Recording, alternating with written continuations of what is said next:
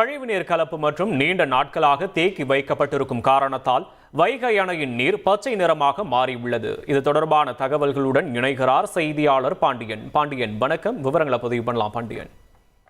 71 அடி உயரம் கொண்ட வைகை அணையின் நீர்மட்டம் தற்போது 59.91 அடியாக உள்ளது. நீர்பிடிப்பு பகுதிகளில் போதியமான மழை பெய்யவில்லை. கடந்த 2 மாதமாக மழை இல்லாத காரணத்தினால் வைகை அணையின் பிரதான நீர் ஆதாரமான மூல வைகை ஆறு வறண்டு மணல்மேடாக காட்சியளிக்கிறது.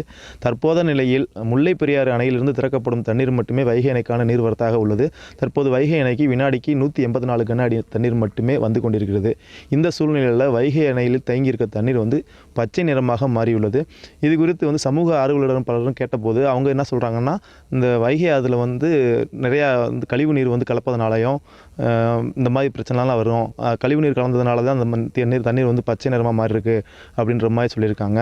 அதுபோக 2 மாதத்துக்கு மேலாக இந்த தண்ணீர் தேங்கி இருக்கிறதுனால காரணத்தினாலேயும் தான் பச்சை நிறமாக மாறி இருக்கிறதாக சொல்கிறாங்க. ஆனால் இதே நேரத்தில் இது வழக்கமான நிகழ்வு தான், வெயிலின் காரணமாகவும் காத்தடிக்கவே இல்லை, அதனால் இந்த மாதிரி மாறி இருக்கிறதாக பொதுப்பணித்துறை அதிகாரிகள் தரப்பு தெரிவிக்கிறாங்க. எது எப்படி இருந்தாலும் இந்த வைகை அணை என்பது 5 மாவட்ட விவசாயத்திற்கு முக்கிய நீர் ஆதாரமாக உள்ளது. குறிப்பாக மதுரை மாநகர மக்களின் குடிநீர் தேவைக்கு வைகை அணை மட்டுமே முக்கிய நீர் ஆதாரமாக விளங்குவதால் வைகை அணையை பாதுகாக்கும் பொருட்டு வைகை ஆறு மற்றும் முல்லை பெரியாறுகளில் சாக்கடை கழிவுநீர் உள்ளிட்ட கழிவுகள் நேரடியாக கலப்பதை தடுக்க மாவட்ட நிர்வாகமும் தமிழக அரசும் உரிய நடவடிக்கை எடுக்க வேண்டும் என்பதே அனைத்து தரப்பு மக்களின் கோரிக்கையாக உள்ளது.